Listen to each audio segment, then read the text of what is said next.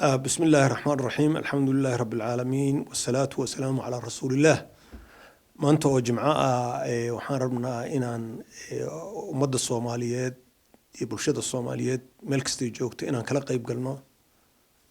tacsida iyo xanuunka badan ee wadankeena iyo shacabkeena haysta geerida ku timid injineer Cabdiraxmaan Cumar Yariisow oo ahaa duqii magaalada iyo maaragtay gudoomiyihii gobolka Banaadir waa arrin naxtin badan waxaan la qaybsanaynaa xanuunkaas shacabka Soomaaliyeed waxaan kaloo la qaybsanaynaa oo tacsiinaynaa eheladiisii xaaskiisii ilmihiisii caruurtiisii iyo eheladoo dhan baan u tacsiinaynaa lana qaybsanaynaa xanuunka waa meel loo wada socdo oo lama celin karo qof kasta waqtiga uu dhimanayo way qoran tahay sifada uu ku dhimanayana Ilaahay baa qoray Ilaahay baa xukmay marka waxaan leenahay inna lillahi wa inna ilayhi raaji'uun ilaahay waxaan ka baryaynaa inuu dambigiisa dhaafo ilaahay waxaan ka baryaynaa inuu jannada firdawsa ka waraabiyo ilaahay waxaan ka baryaynaa ehelkiisii inuu wax khayr badan ugu bedelo annagana uusan gadaashiisna fidnaynin ilaahay waxaan ka baryaynaa maaragtay in uu maaragtay geeyo jannada firdawsa hadduu ilaahay yiraaho dambigiisana uu dhaafo gacan ka gardaran oo xaq darro ah ayaa dishay kuwa dhaawacanna ilaahay waxaan uga baryaynaa inuu ilaahay caafimaad degdeg ah siiyo intaas ka sukow anigu injineer Yariisow saaxiib baan ahayn waana isla soo shaqeynay shaqooyin badan baan soo wada qabanay shaqada ugu weyn waxay ahayd markaan aas-aasnay ururkii la dhihi jiray Somali Concern Group oo aad wadankan runtii u halgamay sidii wadankan uu dowladnimadiisa u soo ceshan lahaa asaga ayaa u dooranay inuu noqdo gudoomiye sababtoo wuxuu ahaa nin dabeecad wanaagsan oo dadka isku wadi kara dadka la socon kara aan khilaaf uusan ka imaanayn buu ahaa sidaas awgeed ayaan marka asaga ugu dooranay inuu Somali Concern Group uu madax ka noqdo Somali Concern Groupna waad ogeydeen halganka ay soo gashay tan iyo wadanka markii la soo galay ilaa laga xoreeyo oo dawlad cusub laga dhiso door weyn bay ku lahayd Somali Concern Group marka injineerku ma ahayn nin siyaasadda ku soo booday wuxuu ahaa nin maaragtay door weyn jiritaanka Soomaalinimada iyo dawladnimada hadda aan ku naaloonayno door weyn ka soo qaatay ayuu ahaa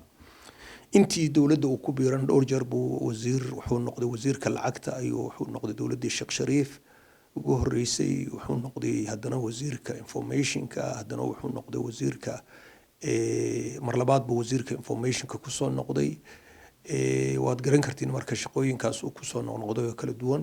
markii dambena wuxuu noqday gudoomiyaha gobolka Banaadir ahna duqa magaalada Muqdisho buu ahaa nin dabeecad wanaagsan dad isku wadid leh aqoon leh maamul yaqaan ayuu ahaa marka meesha uu ka baxay waa meel garab weyn oo ka go'ay dawladnimada Soomaaliya garab weyn oo ka go'ay way laakiin waxaan rajaynaynaa maaragtay in ummadda Soomaaliyeed ay ka kabato dilkan ku socdo oo nin doorka laga dilahayo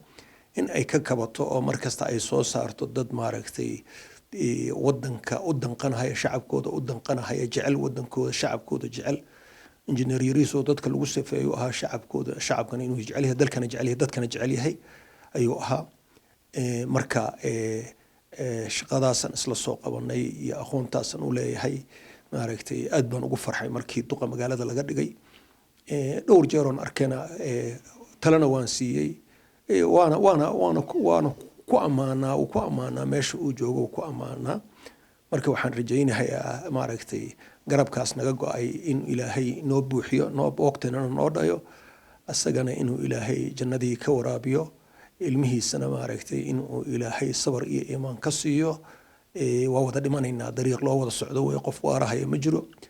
waa la kala horeeyaa qofba mar buu dhimanayaa waa la kala horeeyaa geerida kala xanuun badan oo sidoo qofka u dhinto ayaa xanuun badan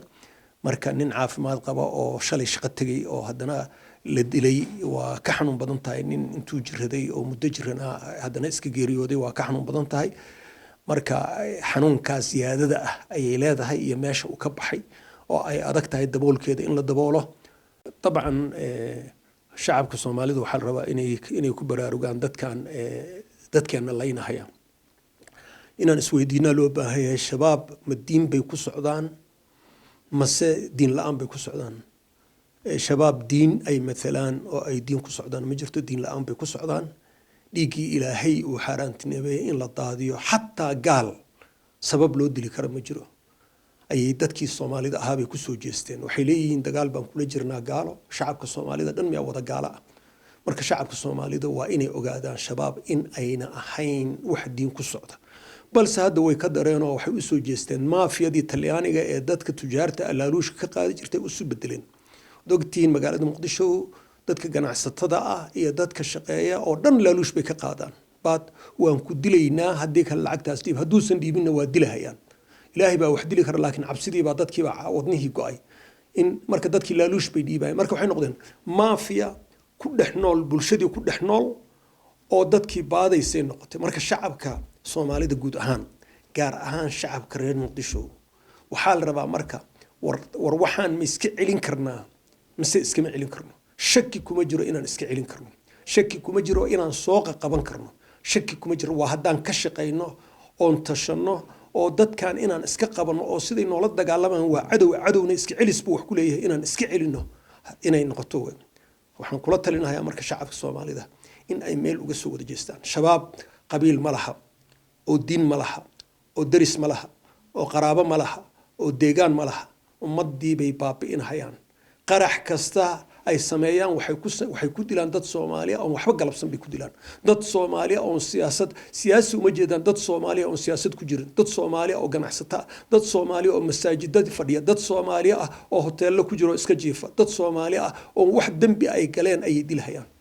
dadkan marka waa inaan u tashanaa siday noogu tashteen waa inaan u tashanaa waa inaan kala dagaalanaa meel kasta ay joogaan shacabka waa inuu isku tashtaa in uu la dagaalamo degmo kasta waa inay mas'uuliyaddeeda qaadaa inay la dagaalanto dadkan oo wadanka laga ceriyo oo la baabiyo diin ma laha waa maafiyadii talyaaniga ee dili jirtay dadka talyaaniga ee tujaarta lacagta ka qaadan jirtay extortion ku sameyn jirtay waa maafiyadii America deganaan jirtay ku dagaalami jirtay drugska waa drugs bay gadaan drugs bay qaybiyaan sun bay qaybiyaan soo ma garan waa been waxa idin sheegayaan diin ay leeyihiin iyo diin ay allow yaa ogaado hoos ahaan yaa u ogaada waxa ay sameeyaan waxa ay ku kacayaan ogaada shanta waqti inayna tukan baa laga yaabaa sababtoo dhiig bay faraha ku wada wataan dhiig bay miciyaha ku wada wataan marka inayna shanta waqti tukan garar been ah يعبور قابنوا نجس أي سكو أي ماركتي أي حتى ضد كان الدين ملها يعني لقى عبسن إلهي بها وحد لا هلا لا دقالة ملكستي جوجان وإن لا دقالة ما شعب كالصومالي دو واسكعلين كرا والله ولا اسكعلين كرا غير مقدشو واسكعلين كرا لكن غير مقدشو وحاكم مقطع ضعف باكم مقطع عبسي باكم مقطع والإلهي بها وحد لا عبسنين اسكعلين الله نهاي ضد كان هالاسكعلي صابتوا أدادا اسكعلين haddaadan dagaalkooda ka qayb gelin berri baa adoo maqaayad fadhiya ay qarxin oo ku dhimanaysa maxay ku taraysaa berri ayaad dhimanaysaa adoo maqaayad iska fadhiya oo shaah iska cabahaya ayay qarax ay geysanayaan waadna ku dhimanaysaa adoo baabuur iska wado jidka iska socda ayaad qarax ay geysanayaan markaas aad ku dhimanaysaa marka waxaa fiican inaan ka hortagno waxaas oo dhan oo ka hortagno oo la dagaalano oo haddaan dhimanaynana annagoo la dagaalamayna inaan dhimanno oo ay dagaal naga dhaxeeyo laakiin inta cabsano an cabsidii naga badato kaduudsano guryaheena kaduudsano haddana guryaheena qaraxii noogu soo godo ilmihii iyo haweenkii uu naga dilo iyo nindoorkii wax la qaadan kara maaha shacabku ha tashto dagaalkan ha ka qayb galo dagaal cusub waa in lagu qaadaa shabaab waa mahadsantiin assalaamu calaykum waraxmatullaahi wabarakaatu